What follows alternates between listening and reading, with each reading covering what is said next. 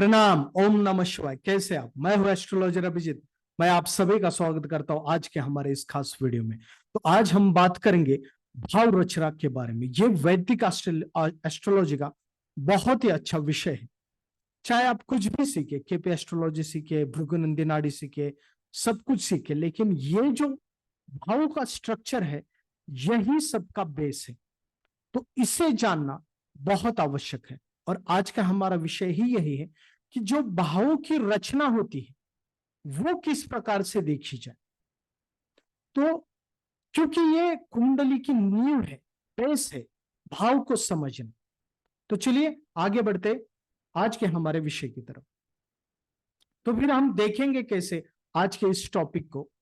तो भाव रचना में जो डिवाइडेशन है भावों का वो है, जैसे कि धर्म अर्थ काम मोक्ष, ये जो पुरुषार्थ है इनमें भी भाव को बांटा गया है। और दूसरा केंद्र भाव, कोण भाव, धन भाव, उपचय भाव, त्रिक भाव, ऐसे भी भावों को बांटा गया है। आपको समझने के लिए मैंने यहां पर कुंडली का ड्रॉ किया है अलग अलग तरीके से। जैसे कि धर्म अर्थ काम मोक्ष के जो डिवीजन है वो देखने के लिए यहां पर देखिए, ये जो रेड स्टार है उसे देखिए। यह है प्रथम भाव, यह है पंचम भाव, यह है नवम भाव। ये होता है धर्म त्रिकोण कुंडली का। तो सबसे महत्वपूर्ण अगर कुंडली में कोई बात है तो वो है धर्म त्रिकोण। सबसे महत्वपूर्ण है। ये कुंडली का एक होल्डिंग पॉइंट है, नींव है। अगर ये कहीं ना कहीं तो इन भावों में धर्म भाव जो है, धर्म त्रिकोण है, इसमें अगर गड़बड़ हुई तो कुंडली कहीं ना कहीं तो कोलैप्स हो जाती है। उतना वेटेज कुंडली को नहीं मिल पाता। तो प्रश्न ये उठता है कि आखिर ये धर्म त्रिकोण यानी कि प्रथम भाव, पंचम भाव, नवम भाव इतने महत्वपूर्ण क्यों है? तो देखिए, कोई भी इंसान सफल होने के लिए या उसके जीवन में आगे बढ़ने के लिए कौन सी चीजें आवश्यक होती? उसका व्यक्तित्व, दूसरा उसकी सद सद विवेक बुद्धि, एजुकेशन, उसे मिलने वाला एजुकेशन, चाहे वो टिपिकल एजुकेशन क्यों ना हो या फिर स्किलफुल एजुकेशन क्यों ना हो, कुछ भी एजुकेशन हो, जो एजुकेशन वो अपने बुद्धि से प्राप्त करे और अपने स्किल को बढ़ाए। ओके। और दूसरा होता है उससे सही मार्गदर्शन, सही वक्त पे, सही समय पर, सही लोगों का टाइम टू टाइम मार्गदर्शन मिलना, ये बहुत आवश्यक होता है किसी भी व्यक्ति के सफलता में। तो ये जो है ये सभी रोल प्ले करते हैं। प्रथम भाव जो व्यक्ति का पर्सनालिटी है, दूसरा है पंचम भाव जो कि उसकी बुद्धि है, सत सत विवेक बुद्धि है, एजुकेशन है, स्किल्स है, और नवम भाव है उसका गाइडेंस, मार्गदर्शन, गुरु। इसलिए अच्छे गुरु, अच्छे मार्गदर्शक आपके जीवन में होने बहुत आवश्यक होता है, क्योंकि वही आपको सही राह दिखाते। तो अगर आप समझिए कि किसी व्यक्ति को सही मार्गदर्शन ही नहीं मिलता, उसके मार्गदर्शन करने वाले लोग ही गलत है, तो उसे गलत राय मिलेगी। उसके पास वो विवेक नहीं है, बुद्धि नहीं है कि क्या किया जाए, जो एजुकेशन वो ले रहा है वो सही नहीं है या वो एजुकेशन ले नहीं पा रहा है, तो फिर वो कैसे जीवन में आगे बढ़ेगा? या उसकी सोच यानी प्रथम भाव ही थोड़ा सा वीक है, तो फिर वो कैसे आगे बढ़ेगा? इसलिए ये बहुत महत्वपूर्ण है धर्म त्रिकोण। इस त्रिकोण को हमेशा याद रखिए और जो भी कुंडली आप देखें पहले इसका एनालिसिस कीजिए, प्रथम भाव, पंचम भाव, नवम भाव। ओके। और दूसरा ये शिव त्रिकोण है, और ठीक इसके विपरीत जो काम त्रिकोण है यानी कि तृतीय भाव, सप्तम भाव और 11वां भाव, ये काम त्रिकोण है। इसे शक्ति त्रिकोण भी कहा जाता है। इसे समझने के लिए मैं यहां पर एक डायग्राम ड्रॉ करता हूं ताकि आप अच्छी तरीके से समझ सके। देखिए, ये होता है शिव त्रिकोण। ओके, यानी अपवर्ड डायरेक्शन। और ये होता है शक्ति त्रिकोण, और शिव शक्ति यंत्र इसी प्रकार से होता है। अगर आप देखेंगे तो जैसे कि अगर मैंने ऐड किया तो ये हो गया प्रथम भाव, ये हो गया पंचम भाव, फिफ्थ भाव, ये हो गया नवम भाव, ये हो गया तृतीय भाव, ये हो गया सप्तम भाव। और शक्ति त्रिकोण का आप समझिए तो आपको कंसेप्ट क्लियर हो जाएगा। तो ये प्रथम भाव, पंचम भाव, नवम भाव, ये जो धर्म त्रिकोण है ये है शिव त्रिकोण। शिव त्रिकोण का मतलब क्या है? जो सब चीजों को होल्ड करके रखता है। ओके। और जो सबको साथ लेकर चलता है। जैसे शिव जी के पास हर एक चीज होते हैं, उनके पास देवता भी आते हैं, दानव भी आते हैं, भूत प्रेत पिशाच भी उनके पास होते हैं। तो सबका साथ, सबका विकास, सबका कल्याण, ये होता है प्रथम भाव, पंचम भाव, नवम भाव, जो हर एक को साथ लेकर चलने वाले भाव होते हैं। और ये जो भाव है ये आपके पिछले जन्म का एक संयुक्त, जो भी आप लेके आया है उसका एक मिरर इमेज है। यानी कि आपने क्या किया है पिछले जन्म में, आपके प्रारब्ध कर्म क्या थे, उसका एक रिप्लिकेशन है। और प्रथम भाव, पंचम भाव और नवम भाव में जो भी प्लैनेट्स है वो यही दिखाते हैं कि पूर्व पुण्य, बैकिंग ऑफ पुण्य कितना है इस व्यक्ति को। अगर ये भाव सही है तो ही व्यक्ति जीवन में आगे बढ़ेगा। इसमें शुभ ग्रह होने चाहिए, मेलिफिक प्लैनेट्स इसमें एक है तो चलेगा।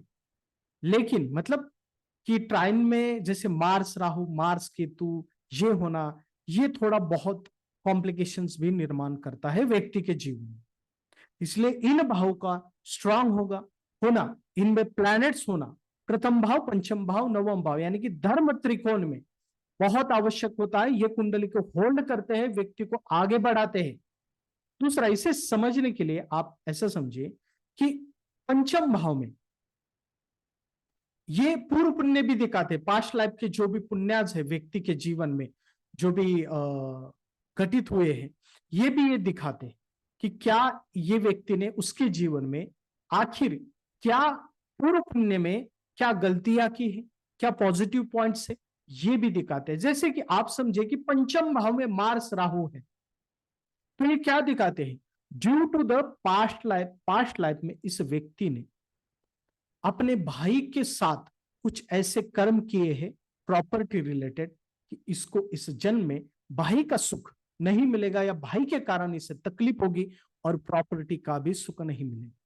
ये पंचम भाव, नवम भाव में जो प्लैनेट्स होते हैं ये इंडिकेट करते प्रथम भाव में। तो इसलिए इनका स्ट्रांग होना बहुत आवश्यक होता है। नेक्स्ट त्रिकोण की तरफ हम बढ़ते हैं। नेक्स्ट त्रिकोण है काम त्रिकोण को समझिए, यानी कि तृतीय भाव, सप्तम भाव और 11 भाव। ओके। तो ये शक्ति क्या है? शक्ति शिव का एक व्यक्त स्वरूप है, यानी कि शिव की जो काम करने वाली शक्ति होती है, यानी कि एनर्जी, वो शक्ति है। तो शक्ति एनर्जी है और व्यक्ति को ड्राइव करती है अपनी इच्छाओं के साथ आगे बढ़ने के लिए। जो इच्छा उत्पन्न करती है और उससे पूरा करने के लिए व्यक्ति को काम में लगाती है, वो होता है तृतीय भाव, सप्तम भाव और 11 भाव, काम त्रिकोण। जो व्यक्ति के अंदर ईर्ष्या निर्माण करता है, इच्छाएं पैदा करता है, कुछ पाना, कुछ पैसा कमाना, जो मटेरियलिस्टिक जीवन है, वो होता है काम त्रिकोण। जो प्राप्त करने के लिए व्यक्ति हमेशा काम में लगा रहता है। तृतीय भाव कुछ ना कुछ तो प्रयासरत रहना, तृतीय भाव काम त्रिकोण भी है। ओके। तो सब कुछ है इसमें। 7th भाव भी है, 11th भाव भी है, जो हमारे डिजायर्स है। तो इच्छा पूर्ति के जो ट्रायंगल है वो है काम त्रिकोण। ये व्यक्ति को ड्राइव करता है, व्यक्ति के अंदर इच्छाएं उत्पन्न करता है और उसे ड्राइव करता है वो प्राप्त करने के लिए। जैसे प्रथम भाव, पंचम भाव, नवम भाव व्यक्ति को सामाजिक सम्मान, कीर्ति, प्रसिद्धि, वलय देते हैं, सभी के साथ चलने की समझ देते हैं। लेकिन आप ऐसा समझिए कि प्रथम भाव, पंचम भाव, नवम भाव में प्लैनेट्स नहीं है, बहुत कम है। ओके, 1-2 ही प्लैनेट्स, और काम त्रिकोण में ज्यादा प्लैनेट्स है।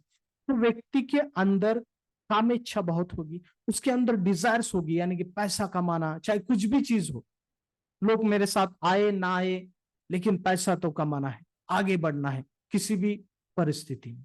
ये होता है डिफरेंस काम त्रिकोण और धर्म त्रिकोण। नेक्स्ट त्रिकोण जो है वो है अर्थ त्रिकोण।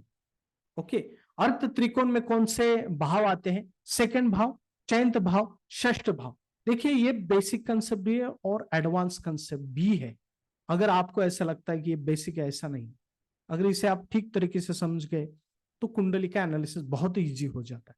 अर्थ त्रिकोण में जो भाव आते हैं वो क्या इंडिकेट करता है कि व्यक्ति डेली रूटीन में क्या काम करेगा और अपने अर्थार्जन के लिए वो किस प्रकार से अपने जीवन में आगे बढ़ेगा, कैसे फाइनेंस अर्जित करेगा, ये सब इंडिकेट करता है।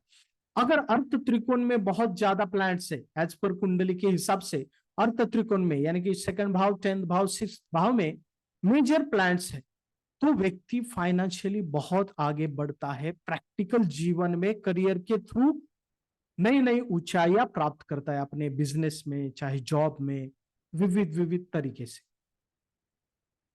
ओके, तो ये महत्व है अर्थ त्रिकोण।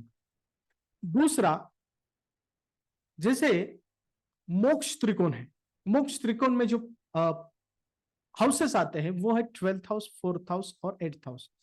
ये व्यक्ति के लाइफ में ड्यू टू द सैरो, दुख के कारण, पीड़ा के कारण जो व्यक्ति स्पिरिचुअलिटी के तरफ आगे बढ़ता है वो इंडिकेट करता है कि ऐसी सिचुएशन जिसके कारण व्यक्ति सब मोह माया से अलग होकर कहीं ना कहीं तो स्पिरिचुअलिटी की तरफ आगे बढ़कर मोक्ष की तरफ आगे बढ़ रहे हैं।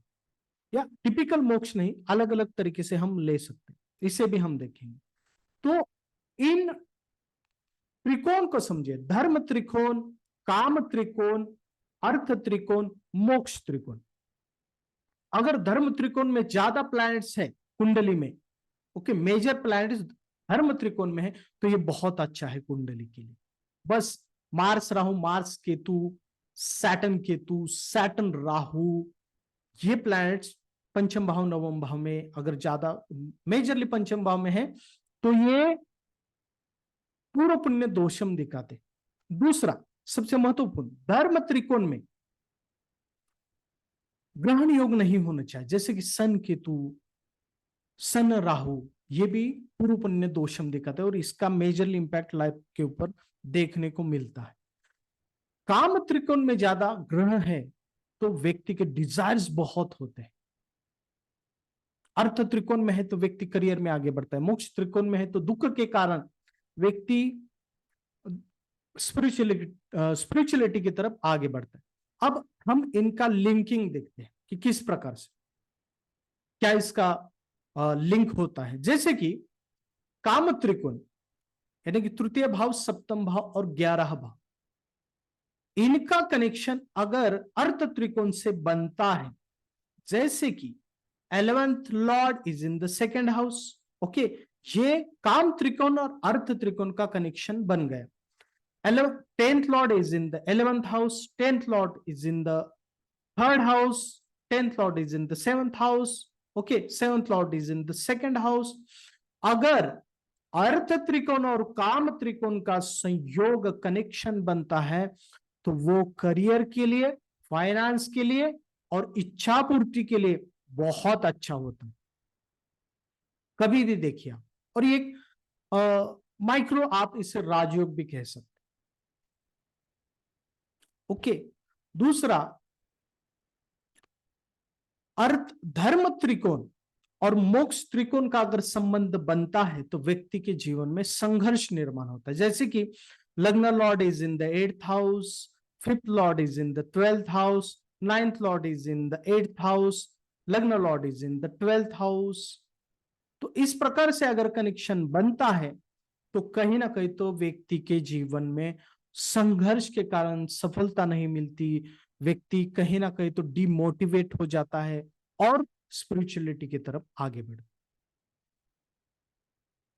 ओके, अर्थ त्रिकोण और मोक्ष त्रिकोण का जब भी संबंध आता है, यानी कि second Lord is in the 12th house, 10th lord is in the 8th house, तो फाइनेंशियल और करियर वाइज प्रॉब्लम्स व्यक्ति को आती है। वेरी सिंपल, बहुत सिंपल है, इस प्रकार से अगर आप समझेंगे तो। ओके, तो इस प्रकार से देखना पड़ता है कि क्या कनेक्शन बन रहा है त्रिकोण में, कौन से त्रिकोण में ज्यादा प्लैनेट्स है। जैसे कि आप ऐसा समझिए, अर्थ त्रिकोण में ज्यादा प्लैनेट्स है, यानी कि यहां पर समझिए जुपिटर है, यहां पर सैटर्न है, यहां पर राहु है और वीनस है। तो ये करियर के लिए बहुत अच्छा है, व्यक्ति फाइनेंशियली ग्रो करेगा आगे। ओके, काम त्रिकोण में ज्यादा ग्रह है, जैसे कि 7th हाउस में राहु है, 11th हाउस में वीनस मार्स है। ओके, देन 3rd हाउस में और एक प्लैनेट है जैसे मरकुरी है। तो व्यक्ति डिजायर्स बहुत होती है, कामेच्छा ज्यादा होती है, पैसा कमाने की इच्छा होती है, सब कुछ करने की इसे इच्छा होती है। इस प्रकार से आप देख सकते हैं। अगर मोक्ष त्रिकोण में ज्यादा प्लैनेट्स है, वो भी मेलेफिक प्लैनेट जैसे मार्स, राहु, केतु, सैटर्न, ये, तो व्यक्ति का संघर्ष बहुत ज्यादा बढ़ेगा। इसमें बोल्ड पॉइंट क्या है आपको याद रखने के लिए, धर्म त्रिकोण में ग्रहण योग नहीं होने चाहिए, जैसे मार्स सन केतु, सन राहु, इस प्रकार से मार्स राहु मार्स केतु अगर ये है तो व्यक्ति आगे बढ़ सकता है, लेकिन उसके व्यक्तिगत जीवन में कुछ ना कुछ तो ऐसी घटनाएं होती है जो सक्सेस होने के बाद भी उसे हमेशा टॉर्चर कर सकती। ओके, तो इस प्रकार से जैसे अर्थ त्रिकोण में मार्स राहु ये प्लैनेट्स होना ये अच्छी बात है, वो हम आगे भी देखते रहेंगे। तो इस प्रकार से हो गया, ये एक स्ट्रक्चर हो गया त्रिकोण का। अब हम आगे बढ़ते हैं, अब देखते हैं हम कि जो डिवीजन किया है केंद्र इस प्रकार से वो देखते हैं। जैसे केंद्र भाव, केंद्र भाव सबसे महत्वपूर्ण होता है। इसमें डिविजन्स किस प्रकार से, केंद्र भाव यानी कि प्रथम भाव, चतुर्थ भाव, सप्तम भाव, टेंथ हाउस। देन त्रिकोण भाव या उसे कोण भाव भी कहा जाता है, पंचम भाव, नवम भाव। देन धन भाव, सेकंड भाव, 11th भाव। देन उपचय भाव, 3rd house, 6th house, 10th house and 11th house. अब इसको किस प्रकार से देगी, इनका क्या मतलब।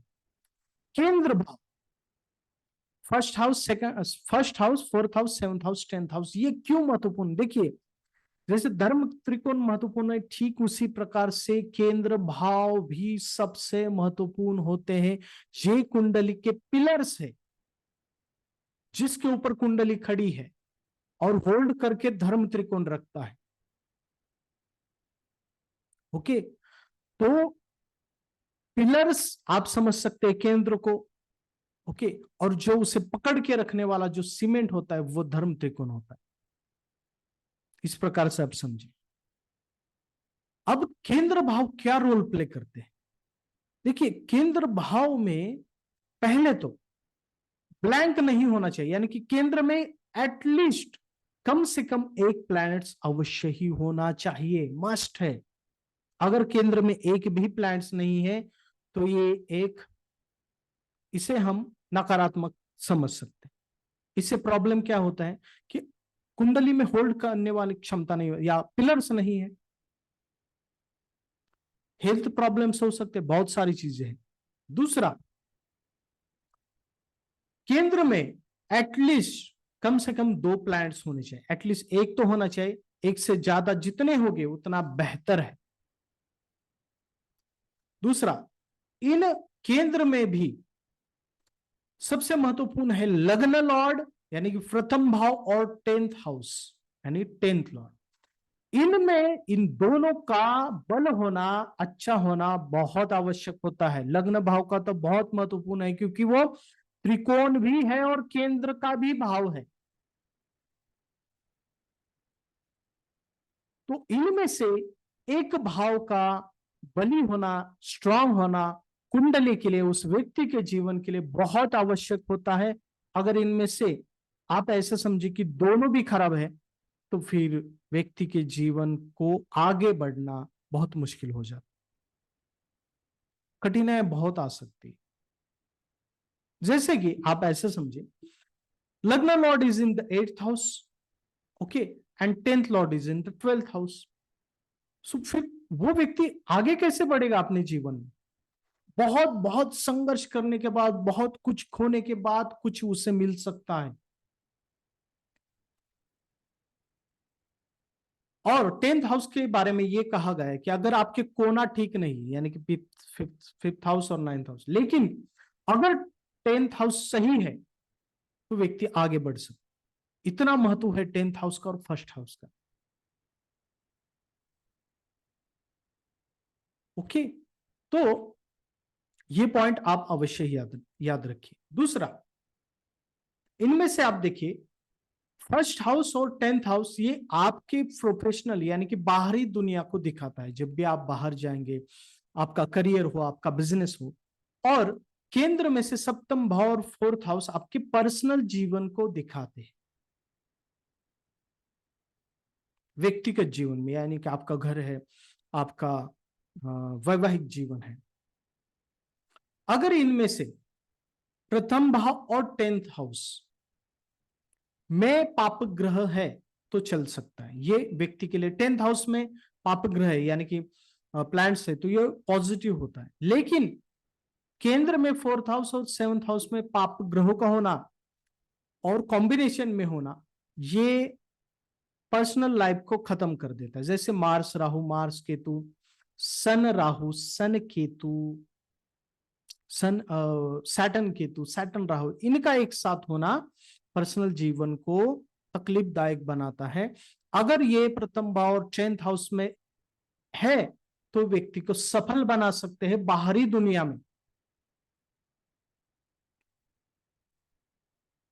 ओके, और ये एक दूसरे के ऊपर असर करने वाले भावा है। यानी कि सप्तम भाव पत्नी का है, पत्नी कैसी है? अगर पत्नी झगड़ालू है, प्रॉब्लमेटिक उसका स्वभाव है या पति का स्वभाव है, तो सीधा असर करियर पे होगा और वो उस व्यक्ति के ऊपर होगा और घर के भीतर भी होगा। अगर घर में ऐसा समझिए कि सास की और पत्नी की नहीं बनती तो भी तकलीफ होगी, सब केंद्र डिस्टर्ब होगा। तो इसलिए अगर व्यक्ति का करियर प्रॉब्लमेटिक करियर में सक्सेस नहीं तो सब डिस्टर्ब हो जाएगा। इस प्रकार से केंद्र एक दूसरे के ऊपर डिपेंड है, बहुत महत्वपूर्ण है। और इसमें भी फर्स्ट भाव और 10th भाव सबसे महत्वपूर्ण होता है। केंद्र कब बली होता है, अब प्रश्न ये उठता है। देखिए, केंद्र बली होने के लिए केंद्र में जितने भी यानी कि सैटर्न, मार्स, राहु, सन, ये प्लैनेट्स होने चाहिए प्रथम भाव या 10th भाव में, इनके कॉम्बिनेशंस होने चाहिए तो केंद्र बली होता है। केंद्र का संबंध त्रिकोण से होना चाहिए। जैसे first Lord is in the 9th house, 9th lord is in the 10th house. और केंद्र में राजयोग होने चाहिए, जैसे एक्सल्टेड प्लैनेट्स हो, पावरफुल प्लैनेट्स हो, अच्छे योग केंद्र में बन रहे। जैसे कि second Lord and 11th Lord is in the 10th house, ये पावरफुल योग बनता है केंद्र में। 5th Lord and 9th lord is in the first house, ये केंद्र को बलवान बनाता है। तो इस प्रकार से हमें केंद्र को देखना है। ओके, अब हम नेक्स्ट तरफ चलते हैं, वो है हाँ दूसरा, अगर 7th हाउस में और 4th हाउस में, खासतौर पर 7th हाउस में कोई नकारात्मक योग बन रहे जैसे सैटर्न, सन या जो मैं कॉम्बिनेशंस बना, तो उसके ऊपर रेमेडीज करना बहुत आवश्यक होता है। रेमेडीज के ऊपर या दोषों के ऊपर, कुंडली में दोष कैसे देखने चाहिए, इसके ऊपर मैं वीडियो बना रहा हूं, वो बहुत बड़ा टॉपिक है। जस्ट यहां पर मैंने आपको एक आइडिया दी। नेक्स्ट, अब कोना हाउस को देखते हैं। जैसे त्रिकोण में देखा, अब कोना हाउस भी वही है, पंचम भाव, नवम भाव। लग्न भी कोण में आते हैं, लेकिन त्रिकोण से हम इसे थोड़ा अलग देखेंगे। वो ये त्रिकोण भाव भी है, लेकिन कोना भाव कुंडली के तारक भाव भी है। तारने वाली शक्ति पंचम भाव और नवम भाव में होती है। पंचम भाव में वो पूर्व पुण्य के कारण आती है, नवम भाव में भाग्य के कारण। तो इन भावों का सही होना, इनमें प्लैनेट्स पोजीशन सही होना बहुत आवश्यक होता है। अगर इनमें प्लैनेटरी पोजीशन सही नहीं है तो व्यक्ति किसी अनाकलनीय शक्ति के कारण अपने जीवन में आगे नहीं बढ़ पाता। तो इन भावों को कैसे समझा जाए? तो इनमें केंद्र के लॉर्ड होने चाहिए, जैसे first Lord is in the 5th house, 9th lord is in the 5th house, 5th lord is in the 9th house, ये कॉम्बिनेशन होने चाहिए। या second Lord is in the 5th house, इस प्रकार से कॉम्बिनेशन होने चाहिए। और दूसरा, इनमें पॉजिटिव प्लैनेट्स होने चाहिए, जैसे कि जुपिटर, वीनस, मर्क्यूरी हो, सन भी हो। लेकिन जो मैं हमेशा कहता हूं, इन कॉम्बिनेशन को आप हमेशा याद रखिए। Mars Rahu, Mars Ketu, Saturn Rahu, Saturn Mars, Saturn Sun, ये कॉम्बिनेशन 5th हाउस में, 9th हाउस में, सन केतु, सन राहु, ये कॉम्बिनेशंस अगर इनमें है 5th हाउस और 9th हाउस, तो ये कहीं ना कहीं तो व्यक्ति के पास्ट लाइफ के दोषों को इंडिकेट करता है और इसके ऊपर रेमेडी करनी बहुत आवश्यक होती है। ये प्रॉब्लम क्या करते हैं, आप कारक को देखिए, जैसे कि सन केतु हो, तो due to the past life में कहीं ना कहीं तो अपने पिताजी के बारे में इस व्यक्ति के कर्म सही नहीं है, इसलिए पिताजी का सुख नहीं मिलेगा। और जब भी सन की और केतु की दशा अंतरदशा आएगी, इस व्यक्ति का सम्मान कम होगा, डिफेम हो सकता है। मार्स राहु है, भाई के कारण प्रॉब्लम्स है। सैटर्न केतु है, पिछले जन्म का कर्म दोष है। ओके, तो ये चीजें देखनी पड़ती है, इसलिए इन भावों का सही होना बहुत आवश्यक होता है। ऐसा समझिए कि 5th Lord and 9th Lord एक साथ षष्ठ भाव में, तो ये थोड़ा सा नकारात्मक है। लेकिन अगर उस व्यक्ति को हेल्थ की प्रॉब्लम है, तो वो रिकवर हो सकता है किसी भी डेंजर हेल्थ प्रॉब्लम से, क्योंकि वो हेल्थ में उसे तारेंगे। ओके, नेक्स्ट जो डिवीजन है भाव की, वो है जैसे कि केंद्र हो गया, कोण हो गया, धन भाव। धन भाव में जो मेजरली है वो है सेकंड भाव और 11th भाव। सेकंड भाव और 11th भाव का इनका कनेक्शन जितना केंद्र भाव से, खास तौर पर 10th house, 1st house, 5th house और 9th हाउस से हो, उतना व्यक्ति की फाइनेंशियल कंडीशंस बेहतर होगी।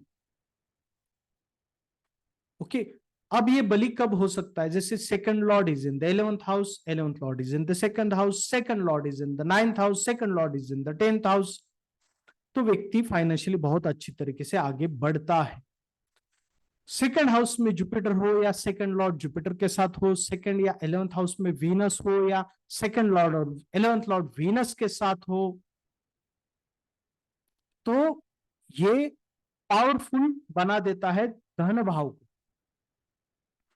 इनमें जो मैं हमेशा कहता हूं वो कॉम्बिनेशंस नहीं होनी चाहिए, मार्स राहु, मार्स केतु, सन केतु, सन मून, या इस प्रकार से व्यक्ति को फाइनेंशियल कभी ना कभी तो डैमेज करते ही है, उनकी दशा अंतर दशा में, ड्यू टू द कुछ ना कुछ तो पास्ट लाइफ में फाइनेंस रिलेटेड कुकर्म के कारण। तो इस प्रकार से आप धन भाव को समझिए। देन उपचय भाव, यानी कि तृतीय भाव, षष्ठ भाव, 10th भाव और 11th भाव, ये जो है उपचय भावा बहुत महत्वपूर्ण होते हैं करियर के लिए, करियर में आगे बढ़ने के लिए। ये व्यक्ति को एक पावर अवश्य ही देते हैं। इनमें मैलेफिक प्लैनेट्स जितने ज्यादा हो उतना बेहतर होता है। हालांकि कुछ डैमेज अवश्य करते, लेकिन करियर वाइज ये बहुत अच्छी तरीके से व्यक्ति को आगे बढ़ाते हैं। तो इस प्रकार से हमें समझना पड़ेगा भाव स्ट्रक्चर को, भाव रचना को, और ये बहुत महत्वपूर्ण है। इससे बहुत सारी चीजें अच्छी तरीके से हम समझ भी सकते हैं। तो पहले हमने देखा धर्म त्रिकोण को, धर्म त्रिकोण, काम त्रिकोण, अर्थ त्रिकोण, मोक्ष त्रिकोण, इनके कनेक्शन को समझा, इनका कनेक्शन किस प्रकार से होना चाहिए। जैसे कि काम त्रिकोण और अर्थ त्रिकोण का कनेक्शन बहुत ही अच्छा होता है। फिर धर्म त्रिकोण और मोक्ष त्रिकोण, ये मटेरियलिस्टिक जीवन में अच्छा नहीं होता, स्पिरिचुअल जीवन में अच्छा होता है। देन केंद्र भाव को हमने देखा, केंद्र भाव में प्रथम भाव, दशम भाव बहुत पावरफुल होते हैं, और इनका होना, पावरफुल होना बहुत आवश्यक होता है, क्योंकि जैसे लग्न lord is in the 8th house, 10th lord is in the 12th house, तो व्यक्ति कैसे आगे बढ़ेगा? फिर फर्स्ट लॉर्ड और 10th लॉर्ड व्यक्ति को आगे बढ़ाते हैं बाहरी दुनिया में, और ये पर्सनल जीवन में व्यक्ति को तकलीफ दे सकते 4th हाउस 7th। फिर कौन भाव को देखा? फिर धन भाव को देखा, और फिर उपचय भाव को देखा। इससे अलावा कुछ भी नहीं है, इतना सिंपल है। बस इसको हम समझते नहीं, हम सिर्फ देखते रहते हैं ये लॉर्ड यहां पर गया, ये लॉर्ड यहां पर गया, ये भाव को क्या है। नहीं, इस स्ट्रक्चर को समझे, क्योंकि ये कॉन्क्रीट है, इसके ऊपर ही कुंडली है। ओके, अब हम कुछ प्रैक्टिकल एग्जाम्पल देखते हैं कि क्या हो सकता है। जैसे कि अगर आप देखेंगे, नरेंद्र मोदी जी की आप कुंडली देखिए, सब क्लियर हो जाएगा आपका। यहां पर देखिए, अब हम त्रिकोण भाव को देखते हैं। जैसे कि धर्म त्रिकोण देखिए, यहां पर देखिए कितना पावरफुल है, मार्स मून धर्म त्रिकोण। और धर्म त्रिकोण में राजयोग है, यानी कि 9th lord is in the लग्ना, मून मार्स राजयोग है। केंद्र देखिए कितना बलवान है, केंद्र में ही सब कुछ है। Mars, moon, Saturn, Venus, Jupiter, जो भी पावरफुल प्लैनेट्स है, जैसे सैटर्न, जुपिटर, मार्स, वीनस, ये सब केंद्र में है, राजयोग केंद्र में है। लग्न Lord and 9th lord is in the लग्न। सैटर्न, जुपिटर, सैटर्न, वीनस केंद्र में है, एक साथ है। दूसरा उपचय भाव देखिए, उपचय भाव में सैटर्न, वीनस, केतु, सन, मरकरी है। काम त्रिकोण में केतु, सन, मरकरी है। डिजायर से उनको कुछ ना कुछ तो पाने की, कुछ कर दिखाने की। इस प्रकार से अगर आप देखेंगे तो आपको समझ में आ जाएगा कि किस प्रकार से वो रोल प्ले करते। अभी इस व्यक्ति की कुंडली देखिए, देखिए प्लैनेट्स किस प्रकार से। धर्म त्रिकोण को देखिए, सन केतु मेलेफिक, कोई और प्लैनेट्स नहीं, सन केतु है यहां पर। केंद्र में देखिए सैटर्न, मार्स, वो भी इधर है, यहाँ पे कोई भी प्लैनेट्स नहीं। फोर्थ लग्न भाव में और 10th हाउस में। लग्न lord is in the 8th house, और सैटर्न मार्स है, ये व्यक्ति के जीवन प्रॉब्लमेटिक रहेगा। सन केतु एजुकेशन के कारण व्यक्ति जीवन में बहुत संघर्ष किया इस व्यक्ति ने। तो जो पावर चाहिए, देखिए लग्न lord is in the 8th house, 9th lord is in the 6th house, तो वो कुंडली में उतना पावर नहीं रहता। क्यों? यहां पर जो मेन फैक्टर है वो है सन केतु, यहां पर इसने डैमेज किया। तो ऐसे आप बहुत सारी चीजें देख सकते हैं। ये देखिए आप इस व्यक्ति की कुंडली, वीनस, मून, जुपिटर, इसका कॉम्बिनेशन देखिए। अगर यहां पर आप देखिए ये combination, Venus, mercury, Jupiter 5th house में, ये पूर्व पुण्य को दिखाता है। तो इस प्रकार से अगर आप देखेंगे तो आपको समझ में आ जाएगा। नरेंद्र मोदी जी की कुंडली आपके सामने रखिए और एनालिसिस कीजिए क्या है। ओके, तो ये कुंडली देखिए, इसके मोक्ष त्रिकोण में देखिए बहुत सारे प्लैनेट्स है। तो इसने पहले संघर्ष किया अपने जीवन में, और ये स्पिरिचुअली भी एक्टिव है, लेकिन फाइनेंशियली भी सक्सेसफुल है। देखिए लग्न lord is in the 11th house, और 5th लॉर्ड जो कि है वो 2nd भाव में है। इसका 10th लॉर्ड खराब है, लेकिन लग्न लॉर्ड बहुत अच्छी पोजीशन में है। 9th लॉर्ड 12th हाउस में है 11th लॉर्ड के साथ। तो बाहर मतलब विदेश में इस व्यक्ति का भाग्य उदय हुआ। जब भी मोक्ष त्रिकोण में प्लैनेट्स है तो ऐसे व्यक्ति का विदेश में जाकर अवश्य ही भाग्योदय अवश्य ही होता है। तो इस प्रकार से हमें देखना पड़ता। तो कुंडली के स्ट्रक्चर को समझिए, न्यू को समझिए, और एनालिसिस कीजिए कि क्या भाव रचना इंपैक्ट करती है किसी भी कुंडली के ऊपर। क्योंकि जो आने वाला वीडियो है भावात भावों के ऊपर, वो आप समझ सके। तो इसलिए आज के लिए इतना ही, फिर मिलते हैं किसी अच्छे विषय को लेकर, और खासतौर भावात भाव अगला टॉपिक है। प्रणाम। ओम नमः शिवाय।